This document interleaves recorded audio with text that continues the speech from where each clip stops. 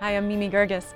As ISIS fighters are pushed out of areas of Iraq, the world can see the scale of devastation they leave behind. So what's next for those victimized by the Islamic State who've lost everything? There is no other options. Iraqi Christians were at 1.5 million and now we are down to 300,000. So they are in the edge of extinction. Welcome to the Geerges Show.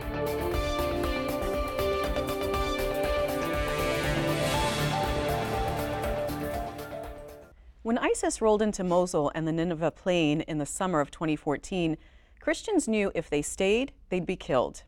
They fled, usually with only the clothes on their backs. As certain villages are liberated, a few people have made tentative steps to go home. But they found total destruction and a very uncertain security situation. Joining me is Loay, Mikael, head of foreign relations for the Chaldean Syriac Assyrian Popular Council. And joining us by Skype is Majied Shafie, human rights advocate and founder of One Free World International. Gentlemen, welcome. Thank you. Majied, I want to start with you and ask you about your personal story and how you came to be a champion for human rights. I was 18 years old when I converted from Islam to Christianity back home in Egypt. I was arrested by the Egyptian authority. I was tortured severely for 7 days in the Egyptian prison. And you were upside down. Sorry, you were arrested for what charges? Basically for different charges, but mainly trying to make revolution against the Egyptian government, for converting from Islam to Christianity, for trying to convert others from Islam to Christianity. And that's illegal in Egypt? That's illegal in Egypt in so many words. You have to understand that in a country like Egypt, you cannot build churches. There is something, it's called Al-Khatt al-Hamayuni law. It's a law that you cannot build churches even. You can build bar, discotheque, but not even churches.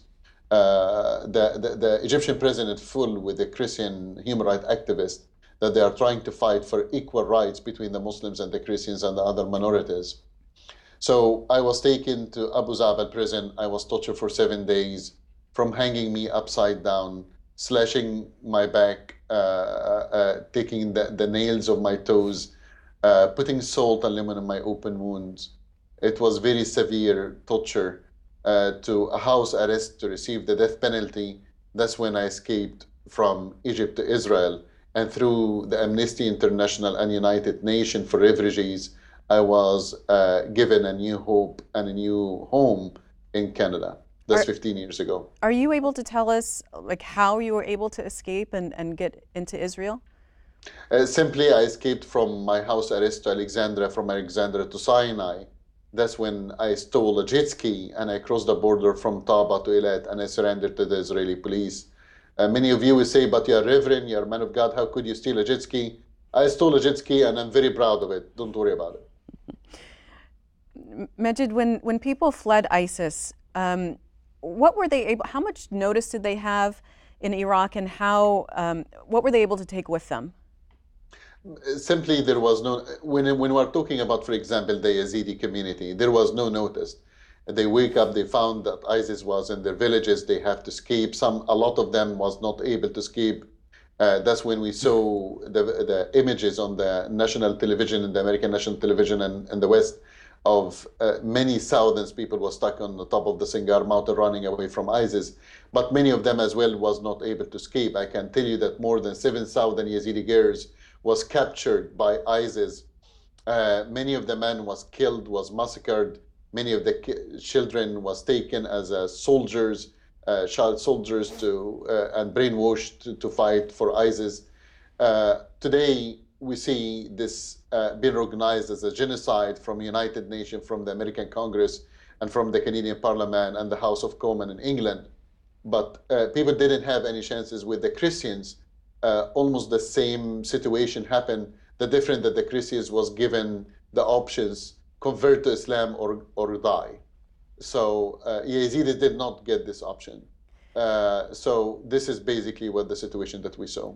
And Loay, as Majied mentioned, there was a horrible massacre of Yazidis and the women sold into sex slavery.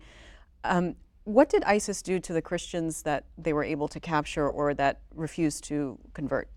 Well, I mean, in Mosul and in the plains, some of them, I mean, when ISIS get to these areas, they were given 48 hours to flee.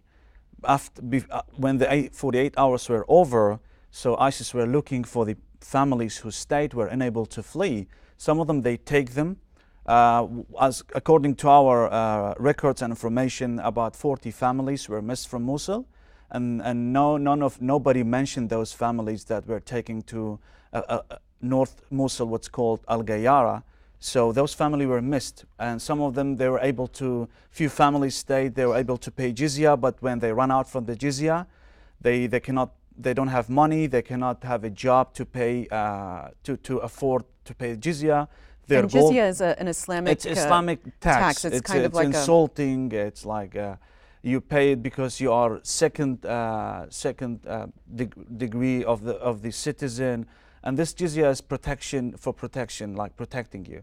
So when families run out from the money, gold, you cannot have a jobs.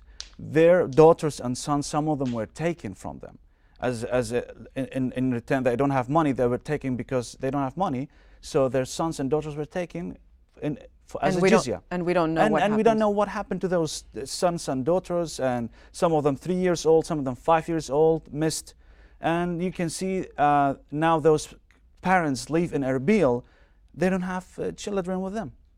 There is a little girl named Christina. Yeah. Can you tell us her story? I mean, Christina was taken from her mom's arms when ISIS get to the Mosul on that time. So she was 3 years old when ISIS was putting everybody in buses to deport them from Mosul, and in the plane, she was holding her baby in her arm, and ISIS militant came. He ran inside of the bus and he take the baby, 3 years old. But why? What was he going to do? I mean, with it's her? just like because he in their mentality is like when in ISIS ideology, or when she grow up until 6, 7, she can get married. And this is the way they don't have mercy. They are very brutal people. So anybody is non-Muslim or anybody doesn't go with their ideology, with their thinking, must be killed and die. She was taken from her mom, 3 years old, and it was very hard, as we know that ISIS militant, they cannot raise her because she needed milk, she needed to be traded, she needed to be taken care of. They gave it to a Muslim family on that time, and this Muslim family, they raised her as her kid. But it's very hard when you see her now. She's back. She doesn't recognize her parents because she was taken 3 years old, and now she's a 6. She was raised under the Islamic Sharia law, how to pray, how to talk to people, and how to. So she is now a little bit kind of like dramatized. She need a little bit treatment. So I understood that she wasn't even talking at all. Yeah, at the beginning she was not even talking, but when the people start to visiting her, giving her toys, talking to her, giving her chocolate, Sako visited her, few parliament members visited her, some political parties, activists, also NGOs, they give her a lot of toys, a lot of things, but she cannot still recognize her parents because she was raised in the age 3 to 6. It's hard to recognize her parents. She was raised in a different environment, in a different rules, different. But thankfully, she was returned to her family. Yeah, she was returned. Yeah. So many others have not been returned. Absolutely, yeah. Majied, you were in Iraq recently. What did you see during that trip? Basically, our mission in Iraq right now is divided into 2 areas. Number 1 is humanitarian supplies. So basically, from the medical supplies to the refugees and also to the forces that fighting ISIS on the border of Raqqa. So medical supplies is extremely important for the refugee camps. Many of the stories of this young little girl that you mentioned, many of what we call them vulnerable minorities, that they are not really supported by any militias or any government, they left behind. Another thing that we work with and we cooperate with different Kurdish tribes in order to try to rescue and to save and to buy the Yazidi girls back, to rescue from them as possible as we can. What has life been like for the past 3 years for these people that have been displaced and lost their homes, lost everything, their livelihoods, their children? I saw as young as 9 years old, our organization was able to rescue many of the Yazidi girls, and I saw many as young as 9 years old. They used to rape her 20 times a day. That's true story. My guest here was talking about that the ISIS ideology of taking a little girl and getting her married. This is not ISIS ideology. This is the Islamic ideology. This is I'm sorry for being not politically correct. I apologize. But really, there is no time for politically correctness anymore. Politically correctness is just rubbish. What ISIS is doing is extremely what the Sharia and what the Islamic law telling them that they can do, especially for the non-believers. But the truth and the reality that there is no life to this minorities, to the Christians, to the Yazidis, to the Sampans and Mandeans, to Baha'is, to and even many of the Muslim secular or Muslim peaceful families. There is no life to them. It was hell on earth, and it was just some of them even wished death over this kind of life. You know, Loay, there were reports of ISIS using the main church in Mosul to abuse Yazidi girls and women. And I think it would be very painful, even if ISIS left, to go back to those areas where such atrocities happened. Yeah, I agree, absolutely. I mean, it's very hard to go back to the cities and towns, churches that have been used to torture people, to kill people, to make them to do bad things to others, like to each other. I mean, like, what is in our hand? There's nothing we can do. All we can hope is that we still have to have a hope to go back and to rebuild. So in here, even if what happened to the Christians and Yazidis, some of them, they are determined to stay and go back and rebuild again. So, but do they have the stomach for that? I mean if the international community is an Iraqi government and Kurdistan regional government, the coalition forces that are there has a presence, if they has a will to do that, yes, these people will go again. They want to go back again. They want to build their schools, their communities again. They want to see their churches is back of what was before ISIS. I mean, there is no other options. I mean, Iraqi Christians were now 1.5 million, and now we are down to 300,000. So they are in the edge of extinction, and also I call them sometimes species endangers. You know. I think the scale of destruction was surprising. Once people were able to go back into these areas that ISIS once held, every single church has been damaged and destroyed. 80% of homes were burned to the ground. I mean, I think there's an incredible amount of rebuilding that has to be done. I mean, there was a research done by several NGOs that what is the amount of scale of rebuilding and what is the cost. So some of them estimated between $270 to $300 million to rebuild the towns, the villages, the houses, the churches, the infrastructure, roads, schools, to rebuild it again. But I mean, this amount of money is really nothing to what the Iraqi government is spending, to what the international community is spending on something else. $300 million to rebuild again and bring back those towns to life, it's really worth it. Because, I mean, you have thousands of Yazidis living in tents and caravans, hundreds of thousands of Christians and Shabaks and others, Turkmens. If you bring this back if you bring those people back, and try to reconcile among them, I mean, it's really, this is the only way for the Christians to survive in Iraq. Otherwise, they cannot live in the tents, in caravans, in unfinished buildings forever. Majied, what would you say is the biggest need of the people there? I would say the biggest need of the people there, of course, beside the humanitarian aid and support in order to help, we have to understand that also corruption is extremely a major problem in the region. So in order to ensure that our help and our support is reaching the right people, we have to have an accountability system in order really to help the people, but also the protection. Listen, these people, some of them can stay back at home and they can start to rebuild, and some of them, they cannot stay any longer, especially the girls that have been raped by ISIS. The stigma in our society, in their society, will make their life almost impossible. So we have to open our homes and our doors for them, the ones that have desire to leave, but the ones that doesn't want to leave, because we don't want to empty the Middle East from its own minorities, especially Christian minorities, which is quite honestly the original people of the land. They must have an international support and an international protection. You can call it green zone, you can call it NATO soldiers protecting them, whatever it is. But that they need a protection, because this massacre will not be it's not the first, and I can assure you it will not be the last. And why do you think ISIS fighters burned down all the houses on their way out? Is it just spite? Do they just want to make sure that this area is just uninhabitable?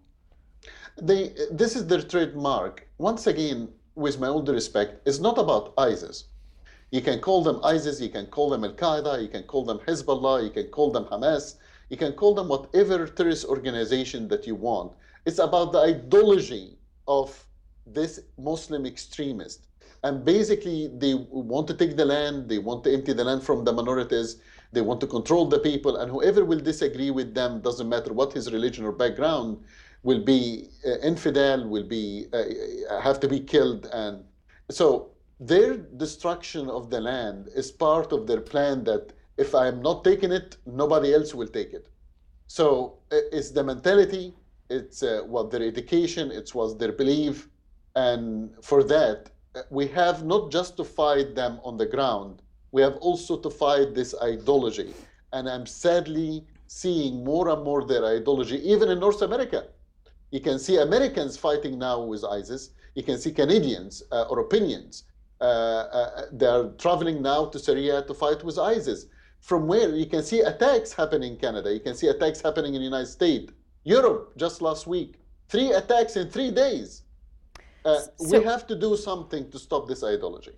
It's certainly a very big subject, Majied, and certainly important because, as you said, even if we work out the security, we get some soldiers to protect them, another militant group is going to come along that says, you people should not be here and you don't have the right to live here. So, I mean, who's providing security for those areas that ISIS has been pushed out of?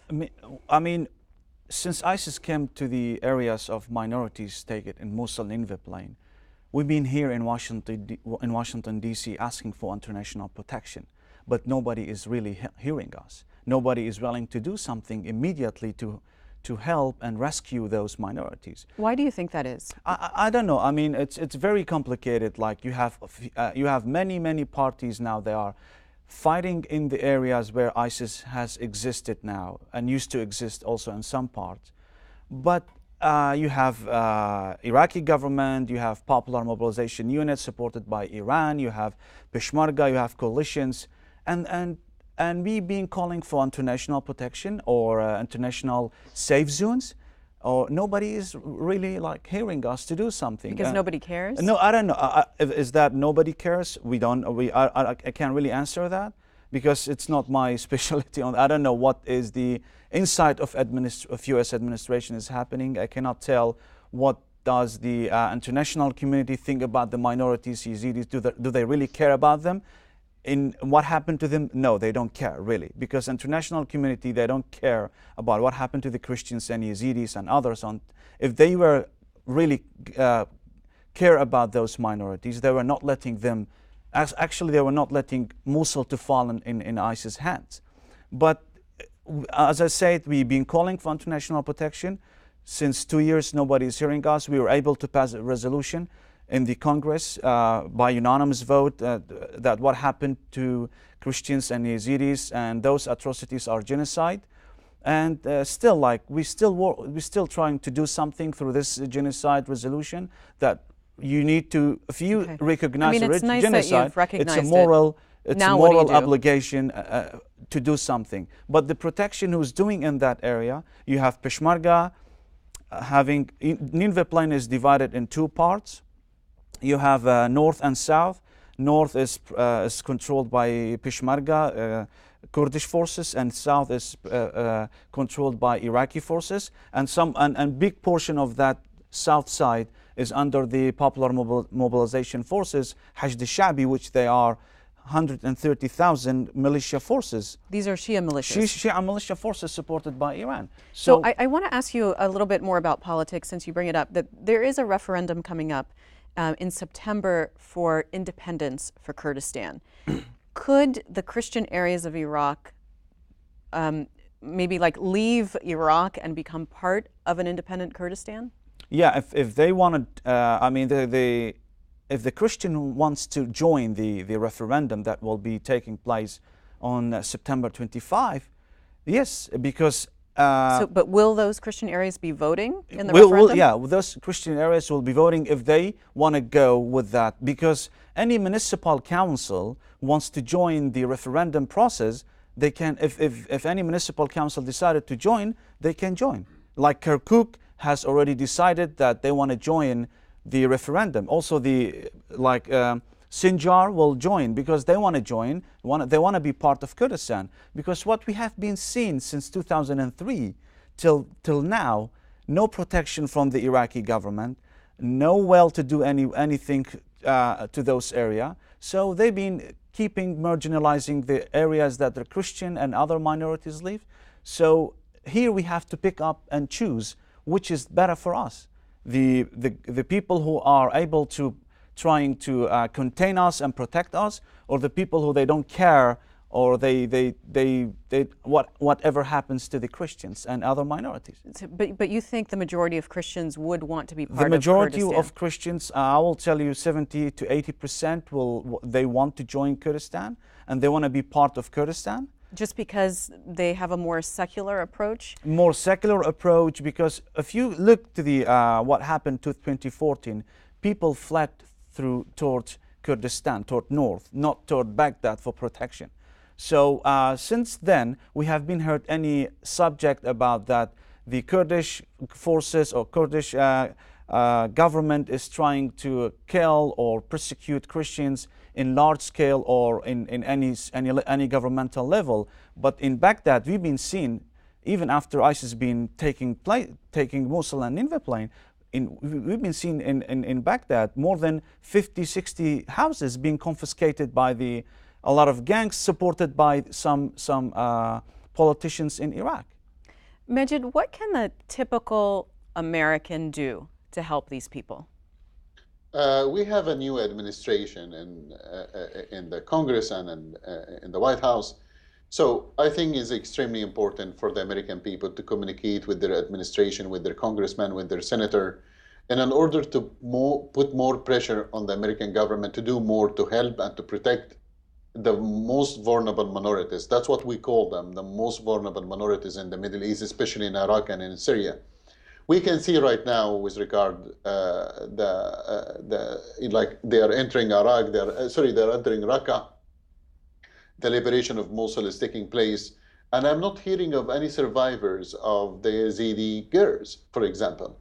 So there must be an accountability for the killing of the civilians, especially if the Americans is involved in the war, and especially if the Iraqi soldiers is basically working side by side with the American troops. There must be accountability. There must be more helping to the minorities on the ground. As an American citizen, you have the ability to communicate with your congressman, to communicate with your American media to bring more attention. The more this issue is discussed, the more that there is pressure from the public about it, the more the most vulnerable minorities in Iraq and in Syria will have more attention. And I think it's extremely important to do that.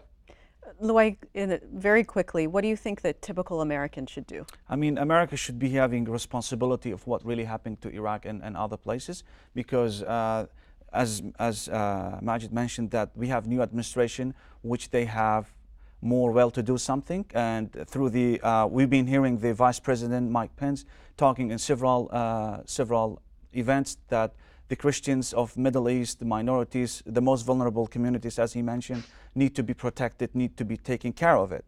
And I think the United States should have a moral responsibility for protecting any minorities that have been under ISIS, whether they're Christians, Yazidis, Turkmen, whatever they are. So yeah, Congress should do something. and we want them to support our people we have several forces on the ground. We want them to support it morally and support it also by like ammunitions and train them to be able to take care of their homes and towns. So now also there was a new bill was passed by the Congress, relief for the genocide, that people have been affected by genocide, which is that helping them materially, helping them, supporting them, rebuild their homes and towns. And we are waiting for the Senate to pass this bill to become a law in the United States to help those communities directly. And you think that's what we need right we are now? I'm very optimistic that will happen.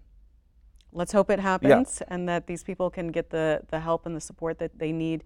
Majied, Loay, thank you so much for being on the program, and keep up the good work, and let's hope we get some more good news coming out of Iraq. Thank you. This has been the Mimi Geerges Show. You can see all of our programs on WHUT.org and YouTube. Connect with us on Facebook and Twitter, and leave me your comments there. I look forward to hearing your thoughts. Thanks for watching, and I hope you'll join me again next time.